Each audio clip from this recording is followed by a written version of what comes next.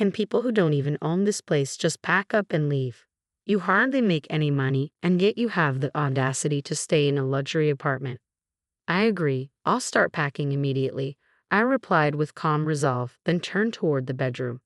As we passed each other, Laura gave me a smirk and said, even Eric, who makes $200,000 a year, had to give up his high-rise condo. And here's poor Lenora, who's really the poor one now. I muttered a response under my breath, but Laura's scoff cut me off. What? Stop whining and just get your stuff packed. With her words echoing in my ears, I silently gathered my belongings. I then placed a suitcase full of their things in front of Eric. I've packed everything. Both of you need to leave the apartment now. The story flashes back to my student days. My name is Lenora, and I grew up in a family of 4 with my younger sister Laura, our parents, and me. From a young age, Laura and I were polar opposites in both appearance and personality. I was tall and reserved, while Laura was petite and effortlessly charming.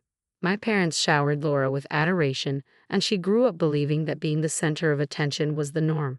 Despite my superior grades, Laura always found ways to outshine me in other areas. Whenever my academic achievements were acknowledged, Laura would immediately redirect the conversation to her own popularity. Who cares about grades? Listen to this. I've been cast as the lead in the school play for the cultural festival. Everyone recommended me. My parents' eyes lit up with interest. Wow, that's fantastic. Way to go, Laura. You've always been so loved by everyone. Good communication skills are more important than studying these days, don't you think? Lenora, do you even have friends? You're always buried in books, even in middle school. Even though my parents showered me with their love, Laura seemed to take it for granted.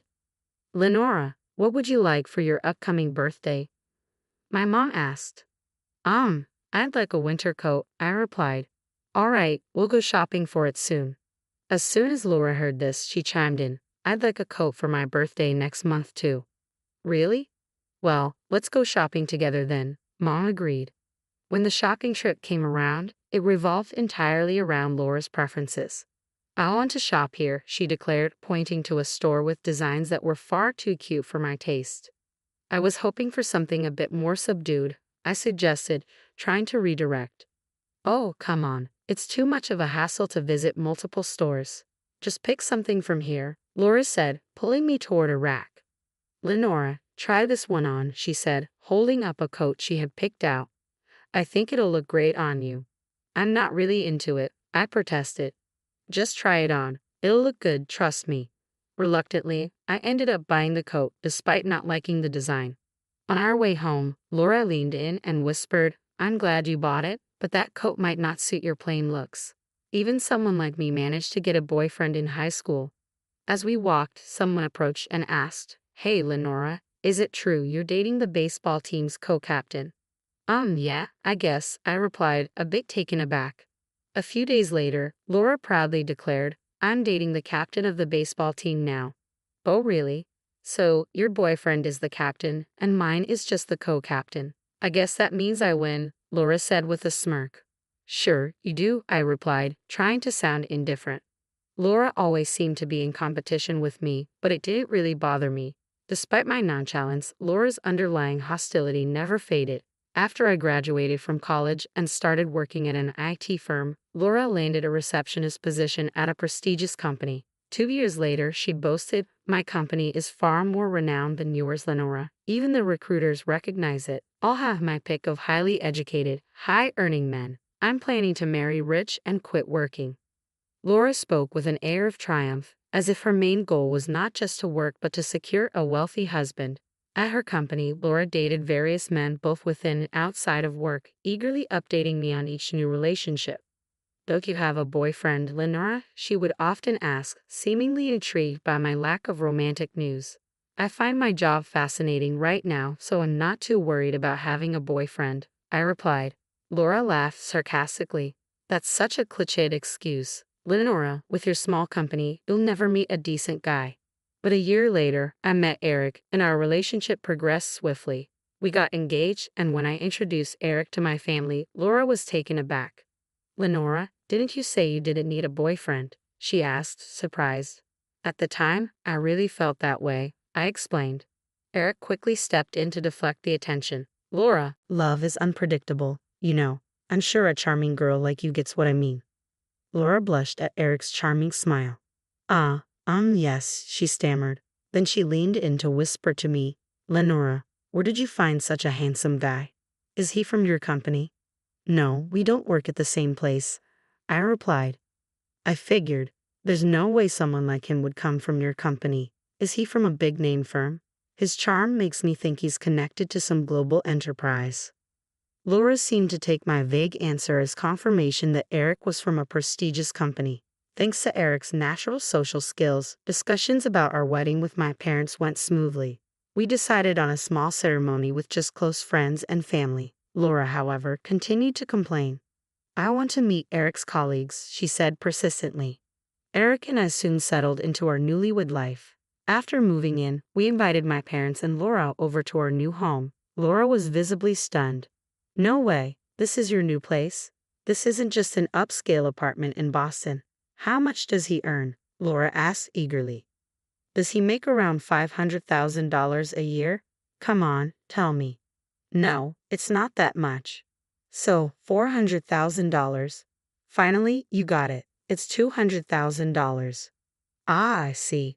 Well, that makes sense, Laura said, trying to mask her surprise. After prying Eric's salary out of me, Laura muttered to herself, handsome, eloquent, and high-earning. Laura gets everything.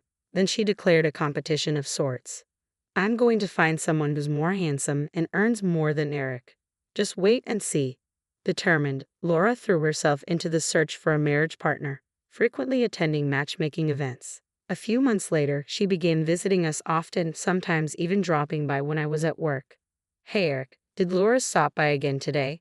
How long was she here? I asked. I don't remember exactly, Eric replied. After a brief chat, Laura left soon after. Thanks for always being there for my family, I said. Eric smiled reassuringly. What are you talking about? Your family is my family, Lenora. His words comforted me, and I stopped worrying about Laura's frequent visits. But one day, when I came home from work, I found Eric and Laura sitting together in the living room, waiting for me. Laura, you're here again. What's going on with you two? Eric's expression was serious. Lenora, we need to talk. Please have a seat. Talk about what? I want to break up. What? What are you saying? I want to divorce you and marry Laura. Are you serious? I have a child with Laura, I said, stunned. What? Laura interjected with a smirk. Sorry, Lenora. I'm in love with Eric. We want to be a happy family with our child, so we need you to step aside. I was floored to discover that Laura had been cheating with Eric all along. As I struggled to process the betrayal, Laura continued, Since you introduced me to Eric, I've been searching for someone better. Finding someone as great as Eric, who makes $200,000 a year, was tough. Looking back, Laura's interest in Eric does make sense. Laura went on, One day, I ran into Eric while I was feeling down. He was so comforting, and that's when I realized I could just take him from you. That's incredibly selfish, I said, my anger rising. Laura didn't seem to notice, so I added, If you step aside, it'll show that I'm better than you. I was seething with anger. Laura's selfishness had always been a problem, but I had tolerated it because we were family. Not this time. I couldn't stand by and be treated this way. I wouldn't forgive either of them. Fine, I said, trying to keep my voice steady. Oh great, I knew you'd step aside so easily. After all, someone as plain as you doesn't deserve someone as great as Eric. So, you'll be moving out of this fancy apartment, right? It's too good for you anyway. At Laura's words, Eric interjected quickly, Hold on. Whether I own this apartment or not, we should sit down and talk this through. Laura dismissed him with a wave of her hand. Are you kidding? You don't even make that much money, and you want to stay in a luxury apartment. How shameless. I agree. I'll start packing now, I said quietly, heading toward the bedroom. As I passed by, Laura laughed and said, Poor Lenora, having to give up a $200,000 a year guy like Eric in a fancy high-rise apartment. Who's the real loser here? I muttered under my breath at her comment. Laura scoffed, Excuses, excuses. Just get your stuff packed. With Laura's voice fading into the background, I silently packed up my belongings. I placed all the packed items in front of Eric. Here, all of your stuff is packed. Now you both need to leave this apartment. Laura looked bewildered. What are you talking about? You're the one who's supposed to move out. No, it's you and Eric who need to leave. Both of you. What are you saying? Laura asked, confused. You were the one who said it's shameless to stay in a luxury apartment without making much money, I said. Laura, Eric, do you understand what I'm saying? Could you explain it to Laura here?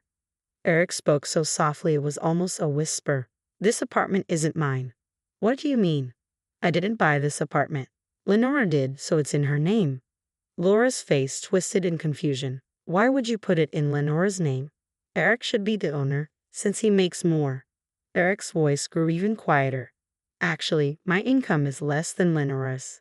What? But you make $200,000 a year. That $200,000 is Lenora's salary, not mine, Eric clarified. You're lying, Laura exclaimed. It seemed Laura was starting to grasp the situation. I continued, our household income is around $200,000, but most of that comes from me. After landing a job in IT and running a successful app business, my income grew significantly. That's when I met Eric. I started dating him because his cheerful personality was a welcome break from my hectic workdays. I expected that once we got married, he'd give up his part-time job. But as my income increased, Eric's work ethic diminished. By the time I finished explaining, Laura's face had drained of color. Wait, Eric has a job, right? He's not unemployed? He's essentially unemployed, I said.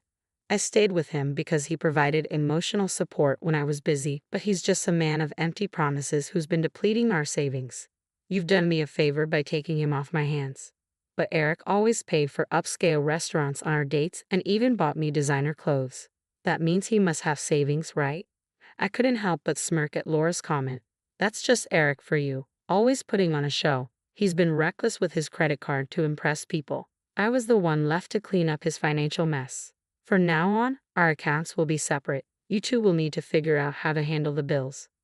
Wait, so he's been spending wildly on credit cards without any savings? Who does that? I don't understand the mindset of someone foolish enough to cheat with his wife's sister. And honestly, the mindset of a woman who cheats with her sister's husband is beyond me as well. So you're saying my dreams of marrying a man who earns $200,000 and living a luxurious life in a high-rise condo are completely ruined? Without a shred of mercy, I kicked both the pathetic Eric and the crumbling Laura out of my apartment. I swiftly finalized my divorce with Eric and filed for alimony. Given their confession of infidelity, they had no grounds to contest the financial demands. Even after discovering that Eric was unemployed, Laura had no choice but to marry him because she was pregnant with his child. She hoped that fatherhood might make him more responsible. However, Eric's lazy habits remained unchanged. Initially, he had cheated with Laura, believing she was wealthier due to her position at a top-tier company. Yet he had no intention of contributing financially himself. He continued his part-time job, depleting Laura's modest savings to cover the divorce settlement and leaving no room to address credit card debt. As newlyweds, Laura and Eric fell into a cycle of debt. Unable to afford a new home, they moved into Laura's old apartment. Laura, who had quit her job in anticipation of Eric's income, now had to work part-time from dawn till dusk to manage their mounting debts and her growing pregnancy. Their constant fighting became a local spectacle, making them the talk of the neighborhood. On the flip side, my savings began to grow significantly. With Eric out of my life, I had ample funds for self-improvement, and men started taking a greater interest in me, some even earning more than I do. While Laura might have jumped at the chance to partner with someone based solely on their income, I've learned from my experience. I won't rush into another marriage like I did with Eric. I'm committed to finding someone who truly aligns with me rather than settling for financial reasons. For now, I'm focused on my work and dedicated to